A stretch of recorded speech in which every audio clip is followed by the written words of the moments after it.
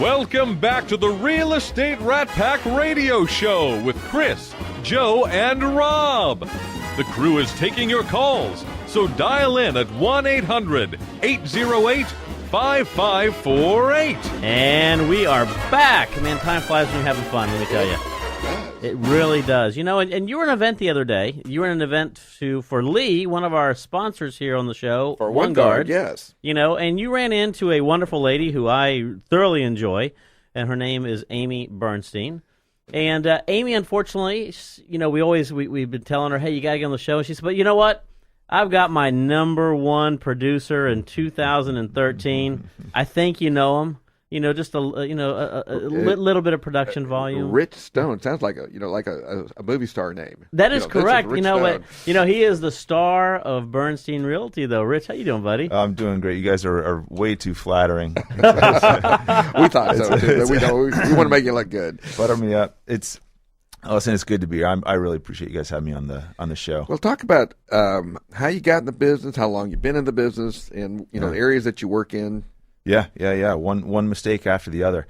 I'm a New Yorker and came down to Houston about 10 years ago to start a little custom home building company with my brother, and things went great. Things have changed since then, somewhat thanks to the 07-08 market. I should say 08-09, I guess. But did something go on during that time frame? There was. It was a long time ago. I can't remember now.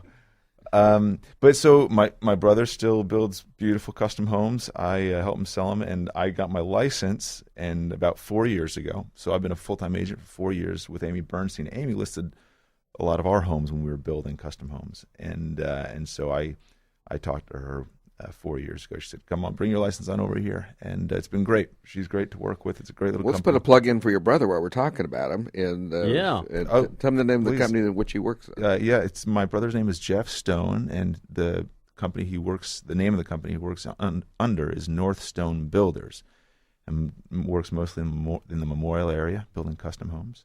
And he's fantastic. He's a great builder, great to work with. North Stone Custom Homes. I like that. So he's building in the Memorial Villages, or yeah, okay. And really, so when I say Memorial, really largely Memorial Villages, but let's go Memorial at large, which is really everything from 610 West out to Kirkwood. Well, like the Heights, it's getting tougher and tougher to find lots in Memorial. I mean, it's just there's a feeding frenzy when it comes on the market. I know that it's a tight market. It's a very tight market. Yeah. So it's very competitive. And how have you seen everything? Obviously, you've got your office located right there in the Memorial Villages. You work a lot of the areas all over Houston, basically. But what are you seeing in general right now? What is going on specific to the higher end market? Yeah, Chris, the multiple offer situations are very common. Right. It's the what do we see year over year? The number of home sales in the $500,000 and up range rose across the city, rose by about 40%, I think is the number. And in that area, that's where a lot of those homes are. Right. That's the price range for a lot of those homes. And so it's very tight. Multiple offer situations are the norm. What you do see every now and then is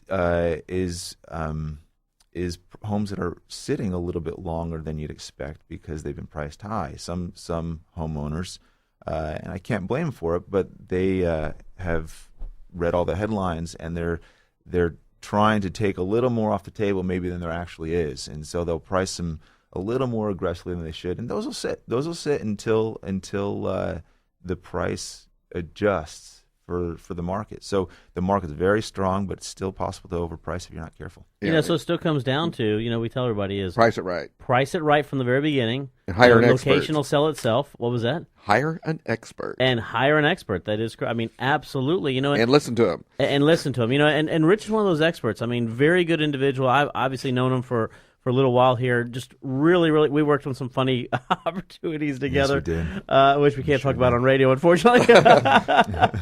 But it will be in the books. Yeah, but it will be in the book later on. Learning Right. experiences. Yeah. But it's very interesting. And as you mentioned right there, at the end of the day, multiple offers is something that we're seeing a lot. And one of the questions I was going to ask you is, I was getting to a question actually. Is how Could- do you could you get handle there? multiple offers? I mean, what is a good way? Because when I left this morning, I said, "Sweetie, what is the one thing you like to?" Well, I hope you're talking to your wife. Yes, well, okay. I hope so as well. But she said, "Hey, ask one of your guests about what's the best way to handle multiple offers because of everything that we're hearing out there." Yeah, it's multiple. It can be a challenge, and when we say multiple offers, every now and then you'll see 2 or 3, but it's not uncommon to see 5, 6, 7, even 10 plus at times. And it's very important, in my opinion, to be fair to everybody. It's each of those buyers is putting their dreams and their hopes and their pocketbook on the line, and each of those agents that represent those buyers, their career is on the line too, and so you want to be very, very fair to everybody. Of course, your main concern is your seller, and to the extent that you're fair with everyone and disclose the appropriate amount of information That to your all seller parties. allows you to disclose Exactly, it. Right. exactly. Then it is a lot of work because those multiple offers are not coming in. They're not stragglers, right? They're coming in within 24 to 48 hours of putting the home on the market. So it's get out the spreadsheet, itemize every piece of every input from the offer, go through the contract, and itemize every line item, and stack each offer up, compare each offer against the other, and then present the spreadsheet to your client and let them see where they're. And as far as trading, I told you I wrote a book. Listen to me. I wrote a class on multiple offers that I taught for the first time at HAR on Thursday. And the thing is, it's not always the highest price that's the best offer, because some people will put a price on there that's just outrageous because it's a weaker deal. They're not putting down as much. Their credit may not be. It may be maybe a 680 credit score instead of a 720 or a 780.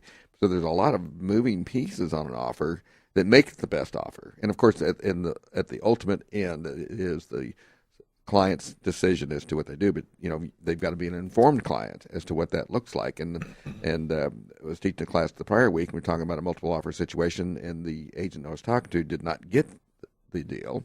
Went to somebody else. It was in-house, and it broke out like a few days later. So they were putting their wants and needs over the needs of their client, which was to get the best offer, not necessarily the price. Rob, that's a great point. It's the best offer is not always the highest price. In fact, often it's not the highest price. And we do see a lot of terminations or bust outs because buyers know that the house is going to go quickly. They rush in, make a high-priced offer, and a couple days later, they either get cold feet or just realize that they moved a little too fast. Well, Rich, I'm also seeing that as a strategy. They're going out, and I don't blame buyers for doing this, but what they're doing is they're going out and putting out 4 or 5 offers. They have no intention of buying 4 or 5 houses. Their intent is, let's see what sticks. Mm-hmm. And it may cost them some option money on the other houses, but they're going to go see which ones they can get. So if they get 2 or 3 of them, they'll just take the option on the other ones they may have gotten and buy the one they really wanted. Yeah. Type of thing. So it's getting to be a strategy out there now. So that's why I like balanced markets. It really is you're working if you're heavy lifting, you're working 10 times harder than you did previously. That's right. That's right. It is a challenge for all the parties involved. Yeah. And you mentioned obviously not always the highest and best. What are things if you are involved in a multiple offer situation, and you are a buyer? What are some things that you could do that would have you stand out as your offer being a better offer? Yeah, this will sound almost maybe cliche to some, but if you can personalize the deal to the extent that you can personalize the deal, write a letter. It really makes a difference. Yeah, write a letter. I mean, homeowners are people; they got feelings, and they. If they've been in their home for a while, they want someone who's going to take care of it and raise their kids and get involved in the community. Here's one I got out of class because we talked about strategies and how to make your offer look better than someone else's. Is they actually had someone who went out, they were showing the house to this family, took a picture of the family out in front of the house and attached that picture along with the offer. Yeah. Yeah. Because it personalized it. Yeah. This is what the family is, and then they wrote a little letter saying how much they love the home and that they want to raise their family there. So yeah, I think you're absolutely right. Make it personal. And I knew he was going to say that because obviously he's really good at what he does. Yes. But that was one of the things that was brought up to me a couple years ago even, and it's still true today, is personalize the relationship. That's the reason why I always tell everybody is face-to-face is always the best, from a lending perspective. Personalizing the relationship from a real estate perspective is the best. Being able to entice the seller, the reason why you're going to take care of that home better. And we're seeing a lot more of that, especially in trying to stand out in a crowd on a multiple offer situation. It's important. I mean, there are little things you can do, and again, that has nothing to do with price. That has 100% to do with establishing a relationship. That's right. That's exactly. And what other means by which you might distinguish your offer from a buyer's agent standpoint? Yeah. The contract has a number of contingencies in it. The TREC, Texas Real Estate contract, does.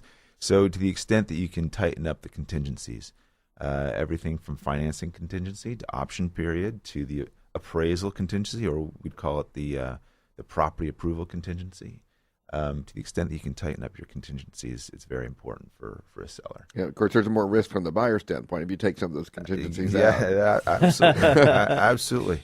It creates a challenge. It's a challenging environment for both sides. And Chris, from a lender standpoint, I was talking in the class the other day, and I said, what, don't just go get that pre-approval letter. Go ahead and get through the entire process. Get the verification of employment, verification of deposits, get it all finished, and then have your loan officer call the listing agent. I know that's more work for you, Chris, but no, you know what? I've been preaching it for years. I've been preaching the fact is what you need to do is a pre-approval is outdated. Pre-qualification, is outdated. What you need to do is get an approval on a loan. Full approval. So, the one thing that I have been very good at here recently, and I say recently, is educating a lot of our clients is, guess what? When you send me back in your loan application, don't do it just on a piece of paper. I need to get tax returns and W-2s and paychecks and proof of funds to close. All these things that I can run through our systems or even walk down to my underwriter to get a fully approved loan to make sure that when you're making that offer, it's something that's really good. Now, don't get me wrong. Things can always come up, right? Always have to preface it. But if you do the right thing at the very beginning, you're always going to get the right result. Yeah. So, exactly. Rich, we are coming up against a break again. Can you believe it? No, hard to believe. How can we reach you if you don't mind? Feel free to call me, 713-545-6324. Email rstone@bernsteinrealty.com. Website, bernsteinrealty.com. bernsteinrealty.com. You're a great individual, great company. We're not letting you go anywhere yet, though. We still have one more segment our last to go. segment. Thanks for having me, guys. And Tirsa Smith, I know you're listening to us right now. Thank you very much. We appreciate you tuning in for us today. Anyways, we're coming up against a break right now. Stay tuned. We'll be right back.